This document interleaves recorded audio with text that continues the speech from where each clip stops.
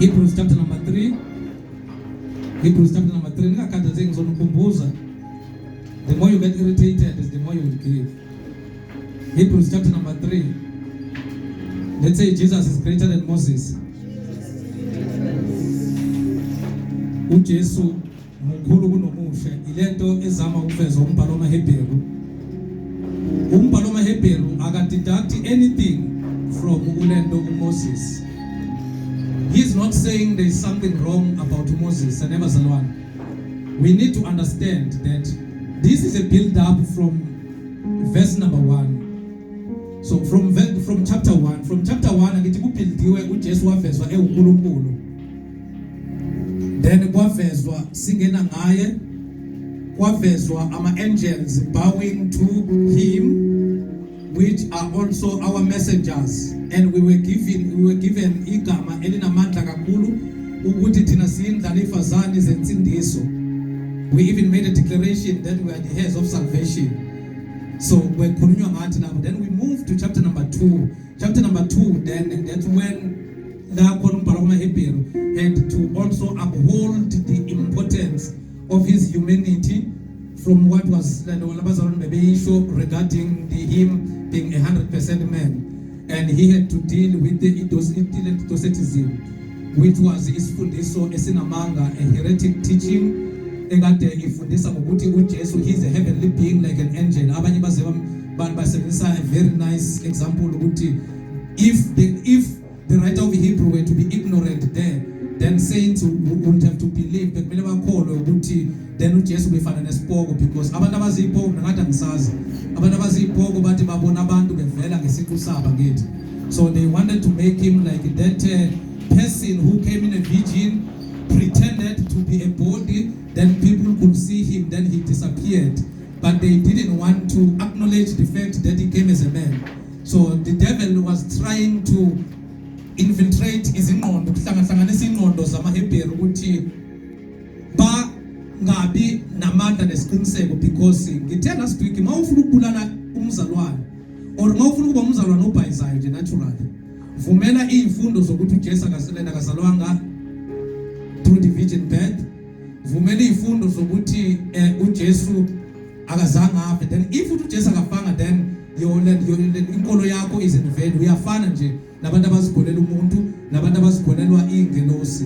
If uzothi akazange wangcwatshwa, wavuswa kwabafile, if uzothi akazange umzimba wakho ubonakala ingelosi mayibona amadoda aseGalile gazing up, and he said madoda aseGalile njengoba nibheke phezulu kanjalo uyokwehla kanjalo. So uJesu did not ascended to heaven as a spirit, angithi bazalwane. So he ascended to heaven. Amadoda aseGalile angithi ambhekela ukukhuluma ngabapostoli bambheke because ulento uhamba ngani ngesiqu angithi. That is why you find the scriptures now explaining about his coming, and you find from Daniel chapter number 2 the prophecies that were done about his coming and the resurrection and ulendo nokukhala kwecilongo. Where you find the scriptures explaining that when people are uma ulendo ebuya ulendo uJesu lithi abantu there will be two destinations. Lithi abafebe fele enkosini ngithi they will receive uphilo phakade ngithi. Then lithi laba abasebenza isono bona they will receive an eternal death, which is a punishment. This means they will not have eternity, because there is no eternity outside Jesus Christ. That is why the Bible says, for God so loved the world that he gave his only begotten son, so that whoever believes in him shall not perish but will have what? Eternal life. So eternity comes through believing in Jesus Christ. So those are the apologetics that the writer of Hebrews even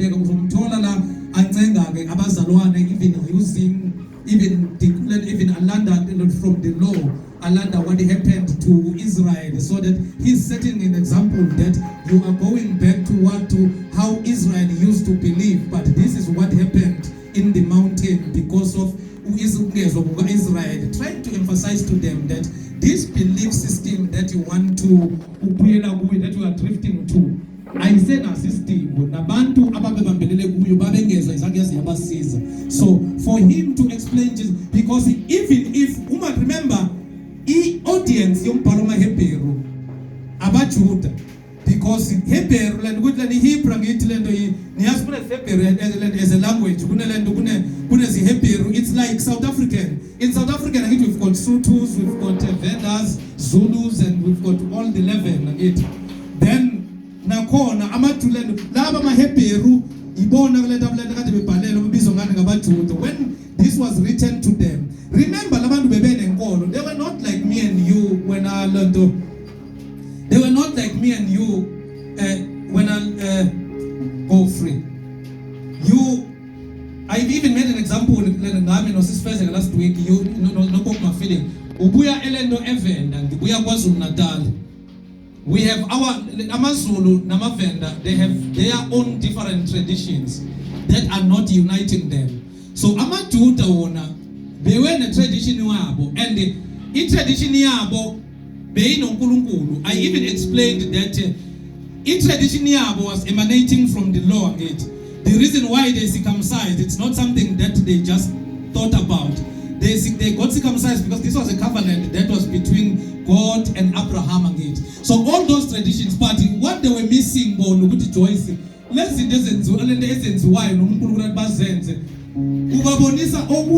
these things were the symbols.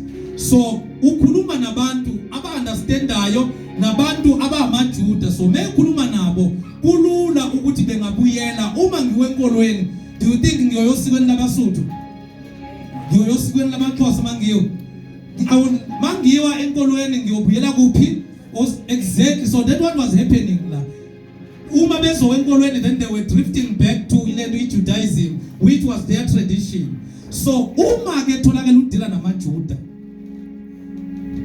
ungakhifisa amagwebu uveze ubuNkulunkulu bukaJesu, uveze ubuntu bukaJesu, as long as you did not settle the score with Moses, then you will have a problem.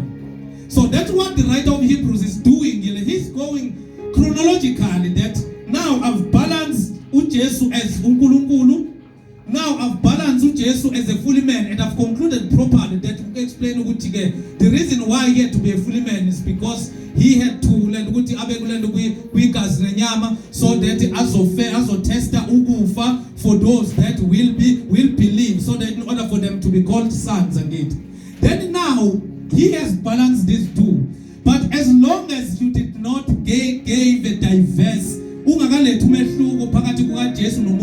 remember that there are a lot of experiences that Jews have in their history, and they are even in Torah that are biblical, that we are teaching about even today.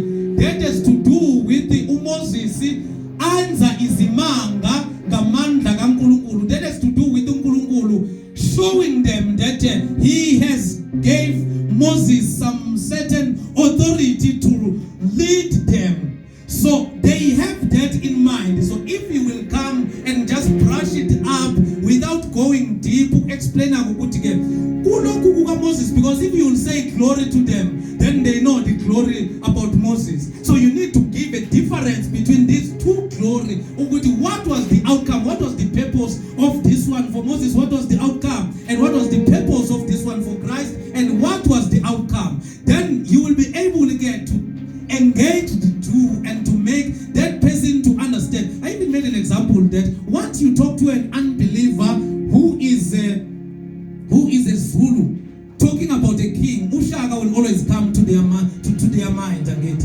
So you need to give a careful and thorough explanation. If you will try to just spoon feed without going into details, then you will leave them hanging and them not seeing the difference between the two. So that's what the writer of Hebrew was saying. So I'm painting that so that you'll understand that the writer of Hebrew gogo bekangasho ukuthi kunento embi ngoMoses. Bekangasho ukuthi into enzo Moses ayibalekanga, but he had to bring Moses so that they will understand that Moses ungaphansi kukaKristu. uKristu mkhulu kunobani kuno Moses. Let's say Jesus is greater than Moses. Then now let's look at the introduction, which is a continuation of the preceding chapter, which is chapter 2, because you will find in Zotola Ulendo Goko Ama Hebrew 3 verse 1 after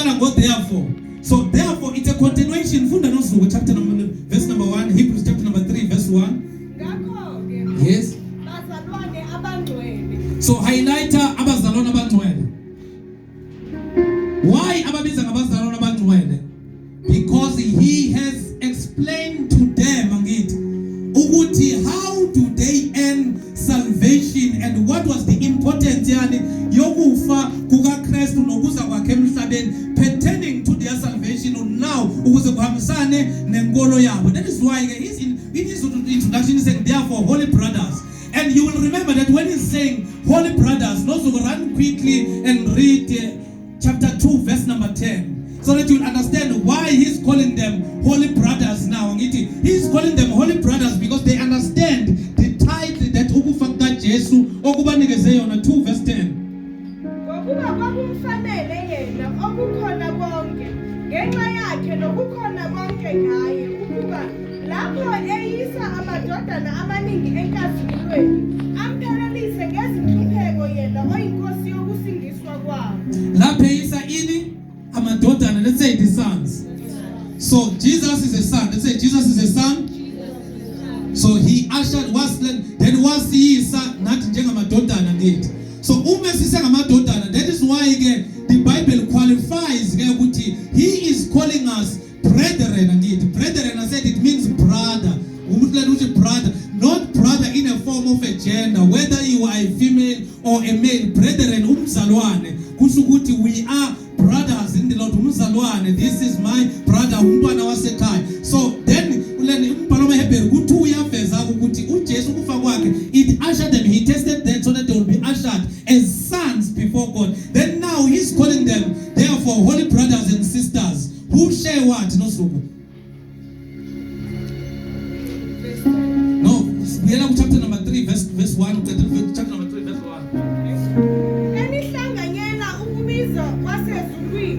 Who share in the heavenly calling. So you understand now. Tina sigeza izulwini. Let us talk bazalwane kuyabanda. Sigeza izulwini. AmaHebheru akayizulwini. So bahlanganyela kanjani? How do they share the heavenly calling with him? It's because he died in their wafa esikhaleni sabo so that he will usher them as what to God, as sons and as brethren again. So for him to usher us as sons, as brethren, this means now we are sharing the heavenly calling. Then it confirms what Paul said, that we are seated with him where in the heavenly places.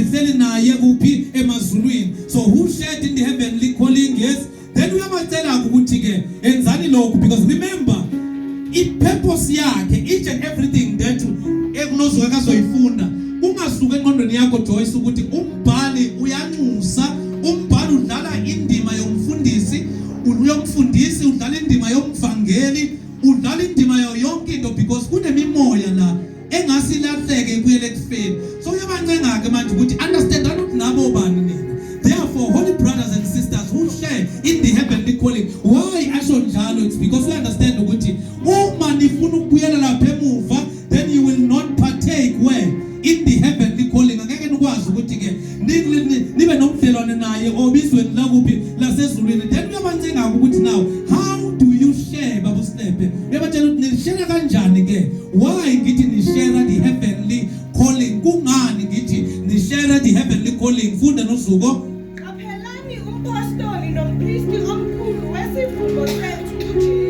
Fix your thought on Jesus, whom we acknowledge as our apostle and high priest. So how do we share in the heavenly calling? By fixing our thought on Jesus, whom we acknowledge as our apostle and high priest. Why bam acknowledge njengompostoli nompristi omkhulu? Why bam acknowledge? Say why? Bam acknowledge, sim acknowledge njengompostoli nompristi omkhulu. Umbhalo wamaHebheru kupaint picture la. Ubani umuntu akade kumele abayise to the heavenly realm as in a form of a shade. Ubani umuntu akade eshadowa ukubayise ngazi ukuthi uma bonile beza kuye bazochitha ilento igazi bese eyabaxhumanisa noNkulunkulu. Ubani lo muntu So then again now uyabatshela ukuthi animdingi umpriest because he's going to bring Moses, because the priesthood came because of what? Of the law. If you understand, that is why priesthood, there is Aaronic and Levitical priesthood, because it is very important to understand what those priesthood were shadowing. So he's bringing now the perspective to them that understand that you are sharing in the heavenly calling. You are not sharing it. You are not sharing in the heavenly calling before Jesus Christ because those things that were happening, they were happening year by year. But now this is this Jesus that have made you to become the holy brothers and sisters. Then he did not just leave you there, but he made you to share in the heavenly callings. Then what you need to do is saying, fix your thought. Fix your eyes. Fix your thought on Jesus, whom we acknowledge as our apostle and a high priest. Why is he calling him a high priest? Because umpriest omkhulu angithi bekumele achithe igazi, but angachithela ezilwane, but uJesu uchithela kabani igazi elakhe. Elompriest omkhulu belikuvumela ungene kwi-holy of holies afechithile, akalichithanga, bekungavumelekanga ngithi bazalwane. Umpriest omkhulu bekangalichitha ngene to the most holy place achithe igazi gogo, but okusalayo bekungamelanga wena ungene, you were remaining at the outer court. But now uyababonisa ukuthi lo priest lo omkhulu unidlulisile kuzo zonke izinto. He made you to share in the heavenly calling. Awugcinanga ngokulunguza eminyangweni uhambe, but ukufa kwakho, ukuchitheka kwegazi lakhe kwenza indwangu yekhetheni lethempeli ihlukane kabili, kwavula kwangabe kusaba nasenqo, kwangabe kusaba nampriest, kwangadingeka niksi ukuze wena uphumane noNkulunkulu. So ukufa kwakhe ungena ngayo. So he's saying you can't leave this privilege and Jesus, because when the believers are about to drift away, they allow the challenges. Even now they allow the problems of many kings that are dictating in their lives. So the writer of Hebrews is facing the very same generation like the one that we are facing today. That is salvation yabo is controlled by circumstances. Insindiso yabo icontrolwa ukwata kwabo, insindiso yabo icontrolwa ukuthi kuneleki noma kuneplenty, insindiso yabo icontrolwa ama feelings. But you understand this ukuthi ke noma ungathi wenzani, there is no way that you can get the reward. There is no way that you can get the position onayo current ngokwamukela uJesu. So for you to drift away, it is not important, because already when you are partaking in the heavenly calling. So fix your eyes to Jesus, whom we acknowledge as our apostle and a high priest. So before the writer of Hebrew do a comparison between Jesus and Moses, he begins by firstly reminding the saints of their position as it is written in chapter 2. So he is calling them holy brothers and sisters who share in the heavenly callings, to emphasize what he said in chapter 2 regarding the reason why Jesus had to be a fully man. Chapter 2 verse 10, you just need to mark it. I'm not going to read it, I'm just making sure that you grasp it. So the writer of Hebrews continue from there.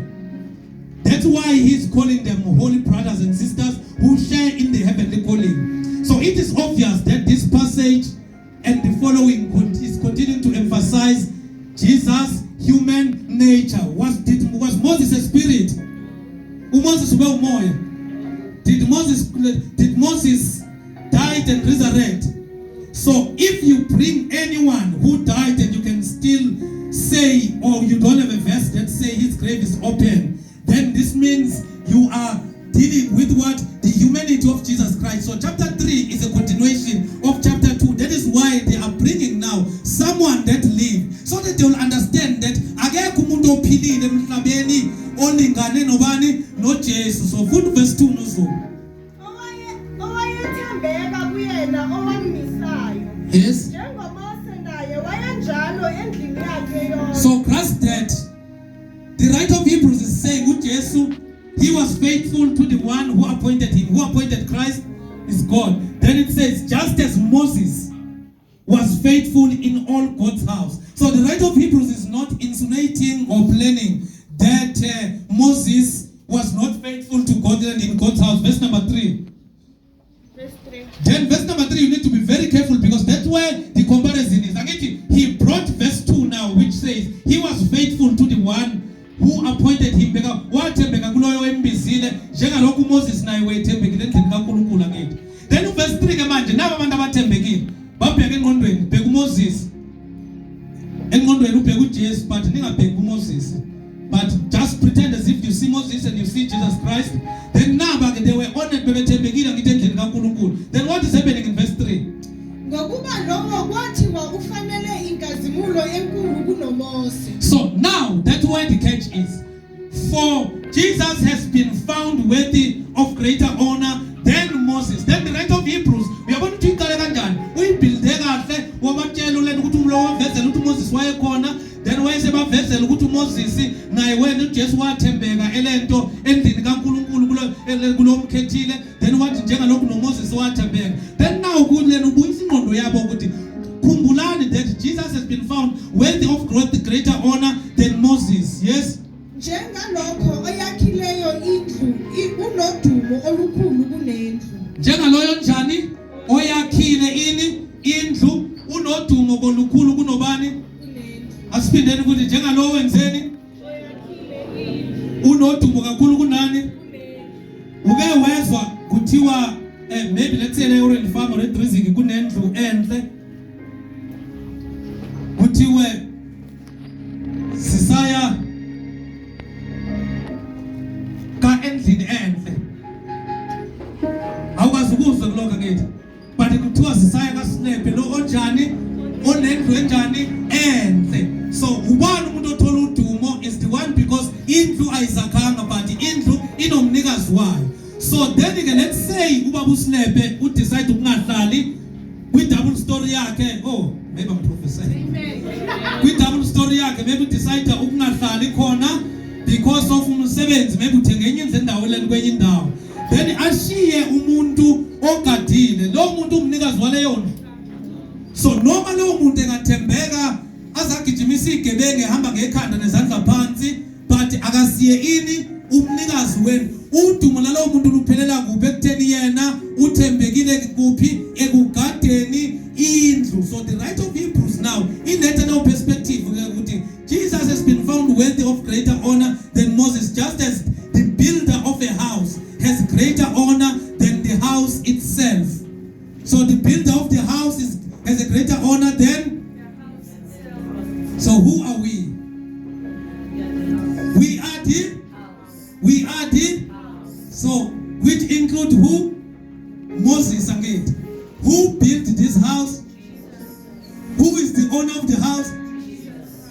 So no matter how much Moses was loyal and Moses was faithful, but angeka thola udumo okudlula who? The owner and the builder of the house. What does it mean that Jesus is the builder of the house? This means Moses was not going to exist if he was not created by God, and Jesus Christ is God. So in other words, he's saying you cannot take udumo and give it to the result of what has been built by the builder, because everything that you see in Moses, it's because of what Jesus Christ has imparted to him in a form of being God. That's what the writer of Hebrew is saying. So we need to be very careful when we deal with that. So Jesus has been found worthy of greater honor than Moses, just as the builder of a house has a greater honor than the house itself. Verse number 4.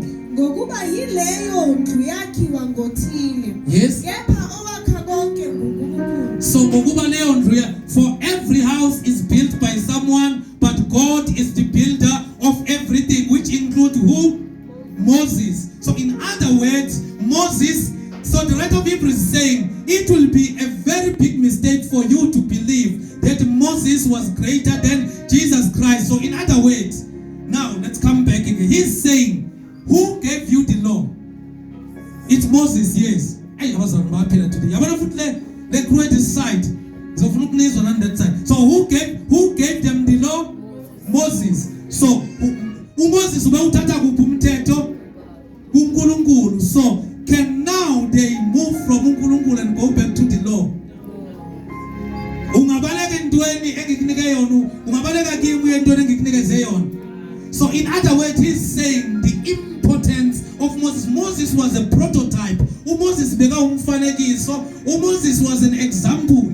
Moses was an introduction. That is why even the very same Moses is saying in the book, the Bible saying in the book of Acts and also in the Old Testament, Moses said, uNkulunkulu uzovusa umprofeti ofana nami kuphi phakathi kwenu nenzeni nimlalele. He was talking about Jesus Christ. So in other words, Moses was confirming that he is a prototype. Umfanekiso uletha yena ubukhona bakhe is not significant. Yena ufana nembongi ezo introduce inkosi ezongena. So now the writer of Hebrews is explaining to them ukuthi for every house is built by someone, but God is the builder of everything. So a comparison with Moses will be impossible if Jesus were portrayed here as the second person of the Trinity. So that is why, Tolagain, you don't find the writer of Hebrews jumping to, because Tina, when we do apologetic, we become too emotional.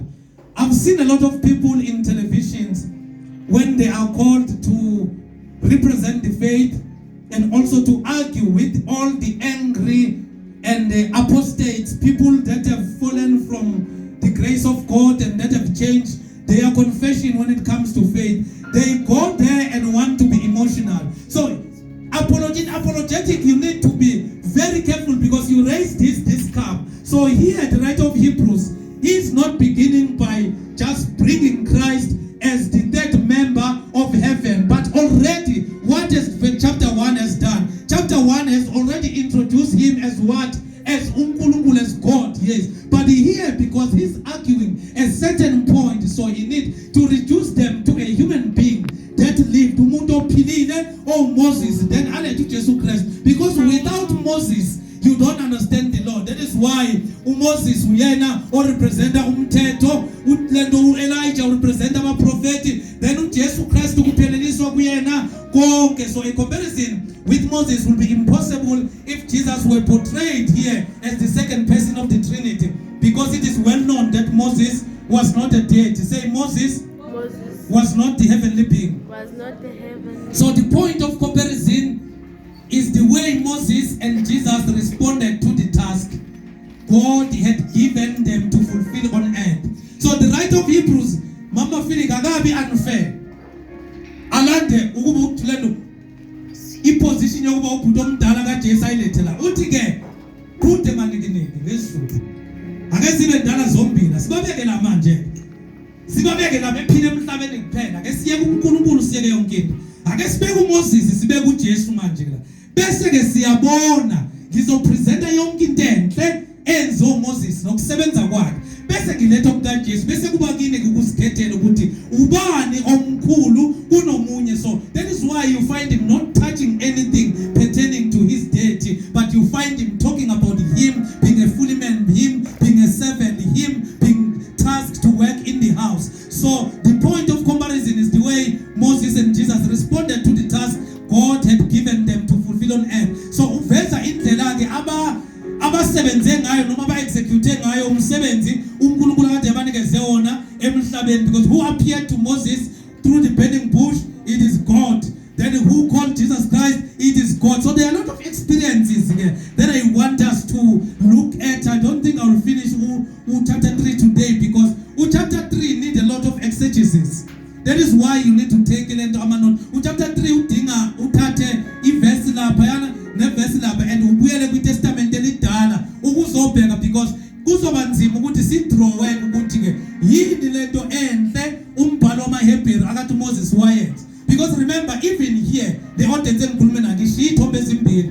Ngishiya manje uMoses noJesu naba bobabili baphilile emhlabeni and bathaskwe ubani uNkulunkulu. Manje ke let us look at the scriptures ukuthi ke yini into abayenzile kuma task uNkulunkulu akade ebanikeze wona. So verse 3 says Jesus has been found worthy of greater honor than Moses, just as the builder of a house has a greater honor than the house itself. The writer of Hebrews is not denying that Moses is worthy of honor, but he is proving that Jesus is worthy of more honor than Moses. Moses also received glory. Say Moses received glory from God. Exodus 34 verse number 29. Niyasikhumbula istory sika Moses. Maka nyukela entabeni, niyasikhumbula bazalwane. Niyasikhumbula istory sika Moses mayolanda ilento amle mebuya nama 2 tablets angithi entabeni. Funda nosuku. 34 verse 29 because of time. Kwathi uMose esehla entabeni yaseSinayi. uMose wehla kuphi? Entabeni yaseSinayi. Ube nobani entabeni yaseSinayi? Let us talk, let us engage. Ube nobani entabeni yaseSinayi? Ube bizobani entabeni yaseSinayi? Wavu uMose zovulaka ukubukela entabeni yaseSinayi. But uye entabeni yaseSinayi because of God's invitation. Did God ever invite the entire Israelites ukuthi baziveze entabeni yaseSinayi? Some of them did not even come closer to the mountain again. They were not even touching it. I do understand that now. So what does that say about Moses and Moses' relationship with God? So this means Moses had a close relationship nobani noNkulunkulu. That is why it answered the question with why the writer of Hebrew now is picking Moses to put him here to say, now he was sent as a servant. So now Moses, when Moses came down from Mount Sinai with 2 tablets, yes, izibhebhe zombili zobufakazi ezisesandleni sikaMose esehla entabeni. yes, uMose wayengazi ukuthi isikhumba sobuso bakhe sasikhazimula. so in English it says he was not aware that his face was radiant. Let's say he was not aware He was not aware that his face that his face was radiant. So isikhumba sakhe besitshana besikhazimula. Ngivula radiant again ku Colossians chapter, sorry, ku Hebrews chapter number 1. Yes, then continue nasi isikhumba sakhe sikhazimula uyeka kade noNkulunkulu akazi naye. ngenxa yokukhuluma kwakhe naye. Suthi ukukhuluma kaMoses noNkulunkulu kwashintsha yini ngalesikhathi isikhumba sakhe. So mayehla uMoses wayembethwe yini? Inkazimulo kabani? kaNkulunkulu. Utheni uNkulunkulu uthi akekho umuntu oyokwenza yini? Ozobona ubuso bami benjani ephila ngithi. So then uLand Moses wetha umbethe yini? Inkazimulo kaNkulunkulu. That is why ke ilandi verse elilandelayo uzothola behluleka ukumbheka uMoses kwenzakalani nosuku. Bathi uAaroni nabo bonke abantu. Who was Aaron to Moses? Bekubani uAaron to Moses? Ihotmani yakhe bekubhuti wakhe. Bekubhuti wakhe ngithi. Who was Miriam to Moses? Bekuyisester. Bekungasona isihlobo. Bekubhuti nosisi, bekama brothers, bekumndeni la. Brothers like biologically. We did a start ngithi. They were biological. So Miriam, Moses, nangu bahlala naye sisifezeka bayamazi uMoses. Just imagine umamdime kuye entabeni sekuwela usakwazi ukumbona. So bahlala naye udadewabo lento umfowabo nodadewabo uyabuya uMoses yena kana problem and ubonwa leza kubo kuqala. So what happened? Verse 30. Bathi uAaroni nabo bonke abantwana bakwaIsrayeli bembona uMose. Yes. Beka isikhumba sobuso bakhe sasikhazimula besaba ukusondela kuye. So basaba ukusondela kubani? uMose, but who all along bebesondela kubani? So uMose mebuya entabeni ubuya unani? The glory of God. So even his own brother who noticed something different from him ebusweni bakhe. This showed that Moses, he played a significant role. That is why the writer of Hebrews is bringing him. Yes, kubeka mntanami. uMose wayesebabiza uAaroni nazo zonke izinduna zenhlangano. Yes. Babuyela ke kuye.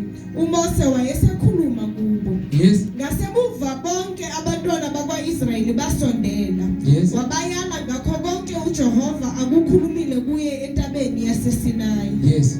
uMose eseqedile ukukhuluma nabo wafaka iveli ebusweni bakhe. Yes. Kepha uMose eseza kungena phambi kukaJehova Yes. ukukhuluma naye. Yes. Walikhumula iveli waze waphuma. Yes. Waphuma wakhuluma kubantwana bakwaIsrayeli lokho akuyalelweyo. Verse number 35. Abantwana bakwaIsrayeli babubona ubuso bukaMose ukuthi isikhumba sobuso bukaMose sasikhazimula. So babona isikhumba sobuso kaMose sinjani? Siyakhazimula. So if you are going to talk about glory to them, they have it in writing that uMoses naye wakuphola kuphi? Entabeni. If you are going to say inkazimulo kaNkulunkulu ehleli phezulu kukaJesu yonke, they will tell you that lemithetho esibuyela kuyo yaletho uMoses enjani naye igcwele yini inkazimulo kaNkulunkulu. They have seen it. John ethi in John chapter number 1 verse 14 ethi we have seen the glory of the only begotten Son of God, full of what? Full of grace and truth. So ukhuluma ngolweni ngobani? ngoJesu. So if you will only send that statement to them, then it is going to be difficult for them to grasp what you are trying to say about ubani uJesu Kristu. So now umbhalo maHebheru, that is why ahamara eyintweni ezenziwe uMoses. Then let's run quickly before time. Then siyasikhumbula istory sika Moses no Miriam no Aaron ngathi. Niyakhumbula besola uMoses kakhulu babemsolelani? Bemsolela ulento umfazi ya. Khona ukhulume ngomshado ngala upowerful kakhulu simshaleni zalo. Khona uthanda umshado ngoba.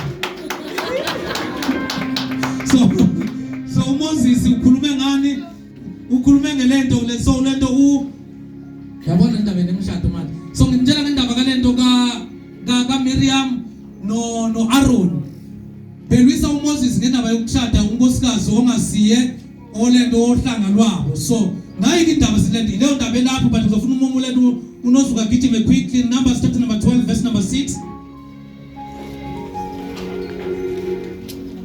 Numbers chapter number 10 verse number 6. I'm just revealing ukuthi mayithi Moses received glory but Jesus received more glory than Moses angithi. Numbers chapter number 12 verse 6. Verse 6. Yes. Wayesethi yizwani manje amazwi ami. Uma kukhona umprofeti phakathi kwenu. uNkulunkulu okhuluma nabo angithi. Yes. Mina Jehova ngiyakuzibonakalisa kuye ngombono. So uthi makukhona umprofeti phakathi kwenu mina Jehova ngiyozibonakalisa kuye ngani? Through the vision angithi. Yes, but qhubeka. Ngikhulume kuye ngephupho. Yes. Inceku yami uMose akanjalo. So uthi umunqeke yami uMose akanjalo. Pretext, this means uMose angezibonakalisa kuye ngani? Ngemmono nangani? Nangephupho. This means uthi uma kunomprofeti, he said, listen to my word. When there is a prophet among you, I, the Lord, reveal myself to them in vision. I speak to them in dreams. But this is not true of my servant Moses. He is faithful in all my house. So uJesu uthi Moses uthembekile endlini yami yonke. That is why umbhalo maHebheru athi Moses wayenjani? Wayethembekile endlini kaNkulunkulu njengalokho emthumile verse number 8. With him I do what? Ngiyakukhuluma naye umlomo nomlomo ngokusobala. In English it with him I speak face to face. Yes, clearly. Yes. Kungabi ngamazwi ayimfundo. Yes. Isimo sika Jehova uyakusibona. Yes. Anesabanga ngani ukukhuluma ngenceku yami uMose na. So uyabona ukuthi uNkulunkulu uveza uMoses njengomprofeti ohlukile kulaba ngithi. Yizo uMoses babusilela uNkulunkulu mezokhuluma noJoshua. Akafika athi uJoshua umuntu athi uMoses umuntu uthi Moses my servant is dead. So here he's revealing him as a different prophet. A prophet in another league, a prophet that is not revealing himself in a dream, and a prophet that is not revealing himself in a vision, but he's saying, mina naye sikhuluma umlomo nomlomo. So in other words, uMoses phakathi kwenu uye onani one access kimi. Why am I bringing this in this study? So that you will understand the importance of the writer of Hebrew, to prove to the Hebrews that uNkulunkulu uJesu ungaphezulu kuka Moses. So sithathe izindawo ezintathu ngoMoses. Siveze esimbili, siveze uMoses abuya kuphi? Entabeni yaseSinayi. Abuya kolanda umthetho kuphi? kuNkulunkulu ephethe amatablet amangaki? Amabili. Ngenzela next week so ningezumsona. Then uMoses mayevela uAaron nebutho lakaIsrael babona ubuso bakhe bunjani bukhazimula ngithi. Then kwaba nzima ukuthi benzeni bambheke. Then uMoses he called them and waqala wabanikeza umthetho. After eqedile ubanikeza umthetho, akumele banikeza umthetho wenzani? Wamboza ubuso bakhe. Wayamboza ubuso bakhe because they couldn't do what? Come get closer to him. Bebengakhona ukumbona. Bebengakhona ukubona uMoses no, but bebephandlwe yini? Inkazimulo uMoses akayithathe kuphi? Akayithathe kuNkulunkulu uma kade benayo. This means Moses was a vessel used by God to deliver the law, but Moses was a prototype. But the writer of Hebrew need to prove that now kumele solid proof yalokho. So saphinde saya kunumbers sikhuluma nawo ngoNkulunkulu ekhuluma ne-biological sister ne-biological brother kaMoses ubani uMiriam no Aaron, telling them ukuthi uMoses umprofeti ongakanani. Uthi kuba prophet uma kukhona abaprofeti phakathi kwenu ngiyoziveza kubo kanjani ngemibono nangani nangamaphupho. But uthi kuMoses akunjalo, kuMoses inceku yami akunjalo, ngiziveza kuye ini ubuso nobuso. uMoses une access kimi. So now, but Jesus has been found worthy. So we have explained, we are explaining chapter 3 of Hebrews 3 that says Moses was worthy. Food of it go quickly. Chapter 3 verse 3. Ngokuba lowo kwathiwa ufanele inkazimulo enkulu kunoMose. Lowo wathi ufanele inkazimulo enkulu kunobani? KunoMose, yes. Njengalokhu oyakhileyo indlu unodumo olukhulu kuneli. So akasho ukuthi kwathiwa unenkazimulo uMose akangenayo ngithi. But bathi wayefanele inkazimulo enkulu kunobani? This means uMose bekanenkazimulo naye. Angifuni ukuthi inkazimulo encane because beke kaNkulunkulu beke koNkulunkulu. But umehluko lo now ukuthi inkazimulo kaMoses yamulimita yamugcina ewumprofeti. Ngifuna usondeleke manje because why told Moses inkazimulo. But kune step Moses akangazange waze wagraduate kuso. Ake sibheke ke manje verse 20 ngoko qhude manikiniki uMoses uJesu nangu kuMoses simdlalile ile udaba lwakhe nalidaba. So now but Jesus has been found worthy of greater honor than Moses. Matthew chapter number 3 verse 16 soko. Matthew 3 verse 16 sibheke uJesu ke manje. Akithi libonile akithi niyazi kuno Numbers chapter number 12 nekhumbula the sons of Korah. You remember what God said and did to them regarding Moses. So ngeke sesiqede story. It is proven that uNkulunkulu umthetho welendo weza ngoMoses. So now Matthew chapter number 3 verse 16. Asizwe ke Matthew chapter number 3. Akithi sikuzwile ukukhuluma kaNkulunkulu ngoMoses. Every time when God is communicating to a person, Moses, he left him as his servant and his prophet. Say Moses was God's servant and was God's prophet. Finish and clap.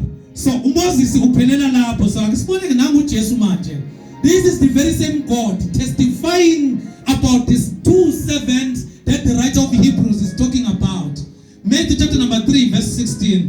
uJesu esebhapathiziwe wakhuphuka masinyane emanzini. Yes. Bheka izulu lavuleka. Akuvuleka ulwandle lawe bazalwane. It is not the sea that is opening. No one is carrying a stick here. There is a certain individual. Moses made ulwandle. Akunazulu elavuleka. uNkulunkulu mekhuluma ngoMoses noma noMoses, there was a certain place and dimension where Moses needed to be. Bekunendawo nezinto uMoses athi kumele bekulo. This means uMoses bekala ungasasali ke. uMoses bekala but ukuze akhulume noNkulunkulu there was a certain place and a certain dimension obekumele bekuyo. Ake sizwe ke manje nangu uJesu uyabhaptizwa mawumfundisi uyangena emanzini. As soon as Jesus was baptized, he went up out of the water. And at the moment, heavens were open. Let's say heaven was open. What happened after heaven was open? Yes. Yes. So live uMiriam no Aaron. Ba ubani obatshele ukuthi uMoses ubani ukuthi ubaleke kanjani? So if uzothi izwi kaNkulunkulu lavela, can they take you serious? If you are comparing to Moses, no. Ubani kulento umuntu adelele ebiza uMoses okade emthumuthi eze kubantwana bakaIsrayeli uNkulunkulu. So now liyavela izwe ezulwini. Lithe uMoses uyini umprofeti okhuluma ubuso nobuso noNkulunkulu, yes. But now a voice from God from heaven testifying about Jesus Christ. In which position does this voice put Jesus Christ? Read mntanami. Lithi lo uyindodana yami ethandekayo Did God ever uNkulunkulu wakwambiza uMoses ngendodana? Did God ever call Moses ngendodana yakhe? Akathi athokozile ngayo. But what does the voice say here? This is my son, this is my beloved, this is my son whom I love. With him I am well pleased. Ngithokozile ngaye.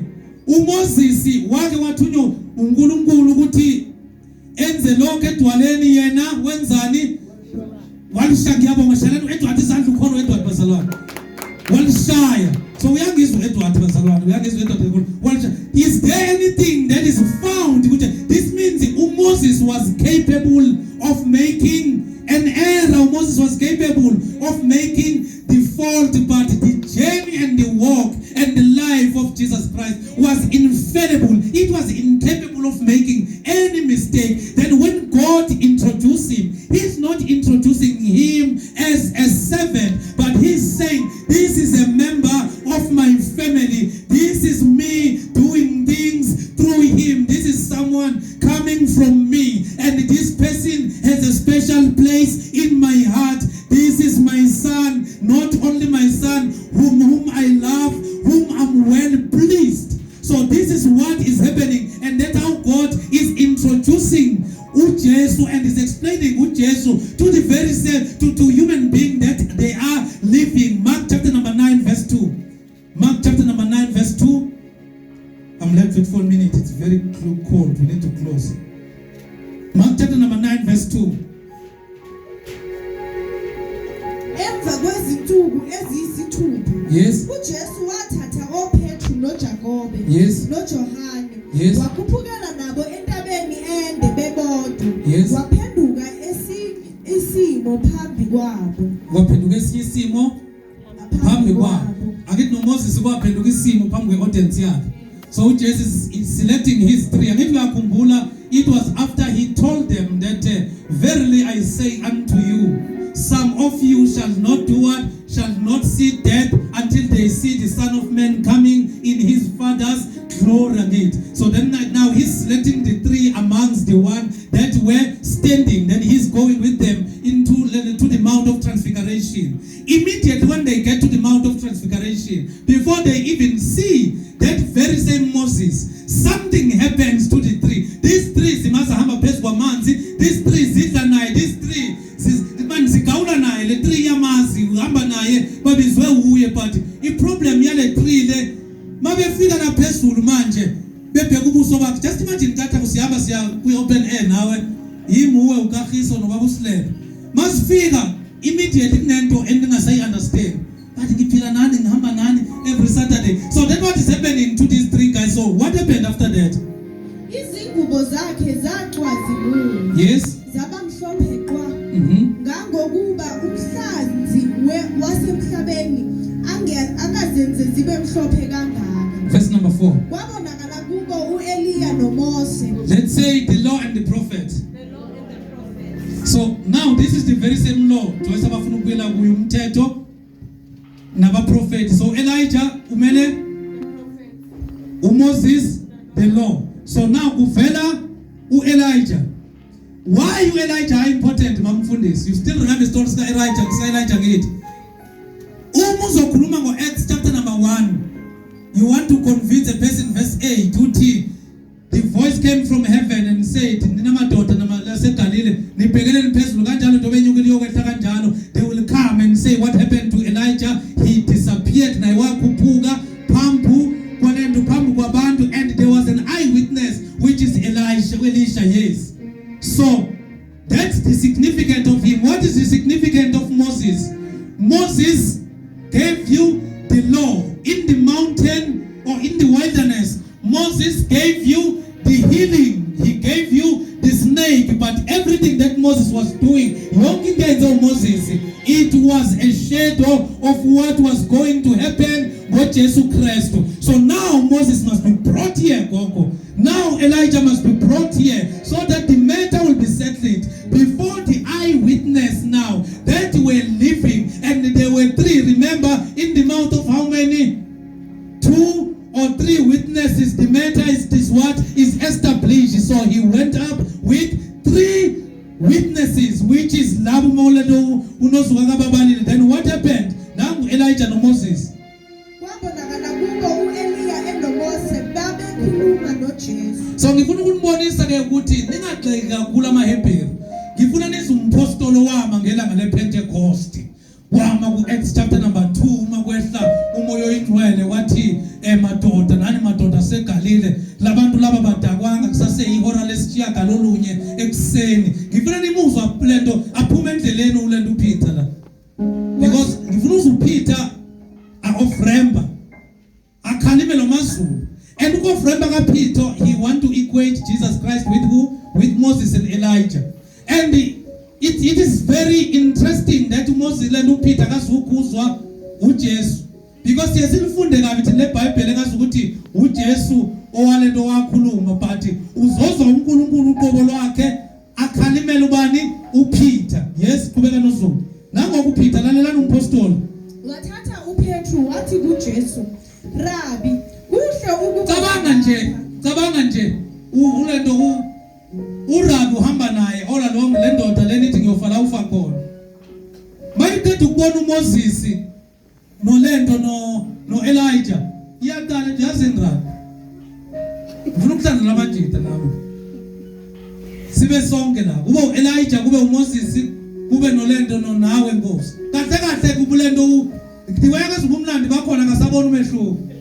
And nezinto akafuna bezakhe bakhelwe zona siyafana. So babeke ku level A1 ufuna ukucontain uPeter ucabanga ukuthi engacontainer uNkulunkulu kwini kwidokodo noma kwitempele. Yes, masakhe amadokodo amathathu, elinye libe ngelakho, elinye libe ngelika Mose, elinye libe ngelika Eliya. Should bazoshipha bani uJesu noMose nobani no Elijah. So you see that le ndaba yakhe siyadida nompostoli.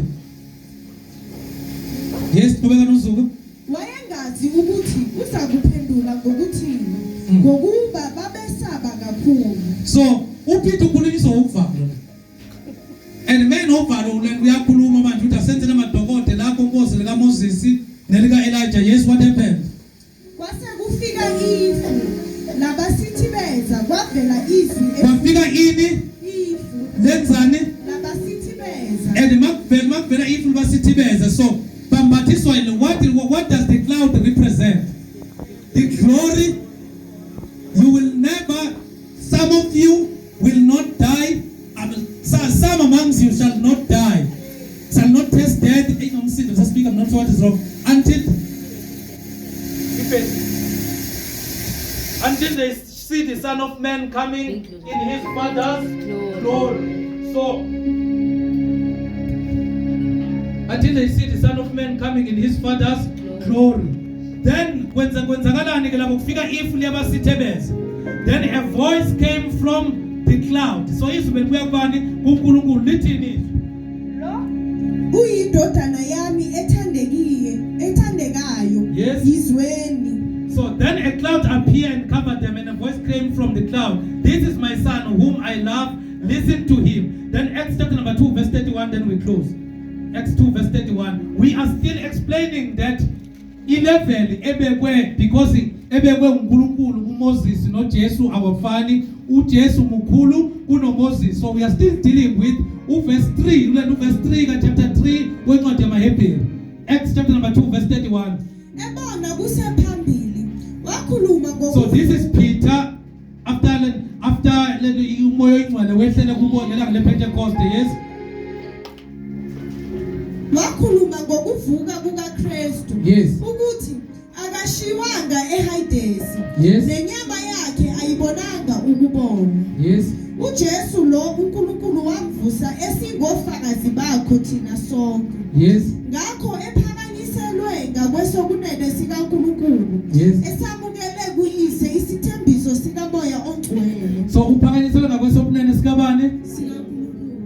But uMoses limitation yakhe beyiphilela kuphi? Entabeni. Uma bebuya balento intaba yaseSinayi bazange bayidlula abantwana bakaIsrayeli. After Moses ebakhiphele into leGibhithe bayidlulile ngithi. So this means it was 11 uMoses akaphelele kuyo ne11 uJesu akaphelele kuyo injani inkulu kakhulu azifani. So that's why we can stand on our feet and worship him. You can come to close. So umbhalo wamaHebheru is doing an apologetic ukuthi uMoses mukhulu kunobani ukuthula uJesu mkhulu kunobani kuno Moses. Jesus is greater than Moses. We can stand on our feet. You are Alpha and Omega. We worship. You are worthy.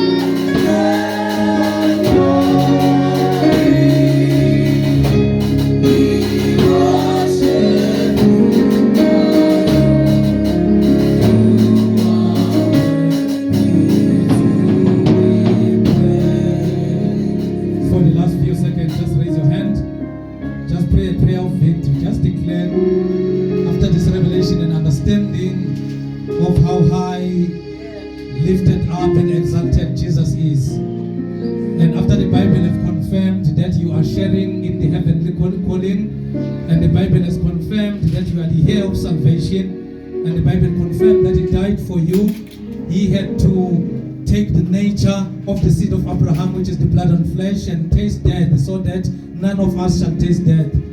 With you understanding that you are possessing the eternity, there is nothing that is of the devil that can steal anything from you. Understanding that there is a power of salvation and what Christ has done in your life. I just want you to begin to pray. You are understanding that there is no prophet and there is no man and there is no angel that is above Jesus Christ. We have seen him being compared with Moses. So if you really believe in him, how can you allow the stronghold that want to supersede and that want to exalt itself above the word of God, above the word that God has planted in your mind? So it will be very ungrateful of us and we will not understand the work of the cross. So we need to pray in a position of victory. Just forget about anything that the devil can whisper in you. The devil is non-existent after you have so much revelation. Just open your mouth and begin to pray. Your word is declared, oh Lord, that you are high and lifted up. You are God El Shaddai. Father, we thank you for an understanding and a knowledge. We thank you for a revelation knowledge of understanding how great you are and of understanding that you are greater than Moses, you are greater than Elijah, you are greater than any other prophet.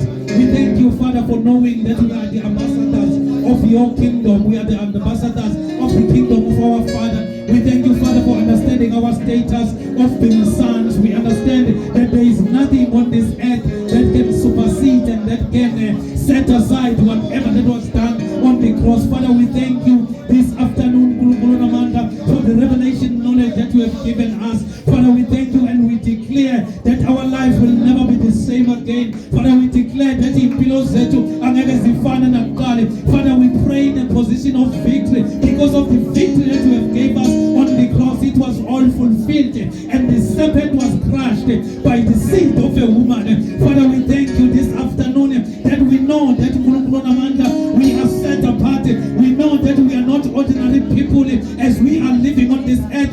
We know that we are not of this earth. We know that we are connected to the divinity. We are connected to the possessor of the heaven and earth. We are connected to the one who was there before this earth was formed and created. We are connected to the one that was there before everything was created. Father, we thank you for knowing that the image of the invisible God is living in us. Apostle Paul said, it is no longer I that live, but it is Christ that is living in us.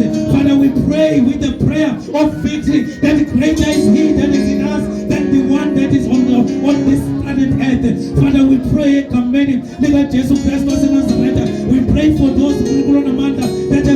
threatening them, every 17 that have been threatened in the community. We pray for those that have been threatened by the doctors, that there is a word that is final, there is a word that is authority, there is a word that can heal, there is a word that is powerful, there is a word that is mighty, there is a word that is above any other thing, the word that is exalted above any other name, the name of Jesus Christ.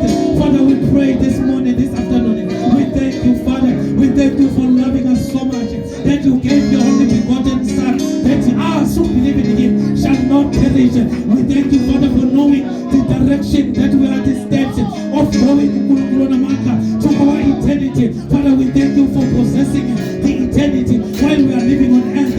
You said, oh God, in John chapter number 17, oh Lord Jesus, you said to Pilo Pagate is to know God and to know Jesus Christ that he has sent. Father, we know you and we know the one that you have sent. We have received the eternal life through him. Father, we thank you. We give you praise. We give you honor. We give you adoration. We give you praise. We give you praise.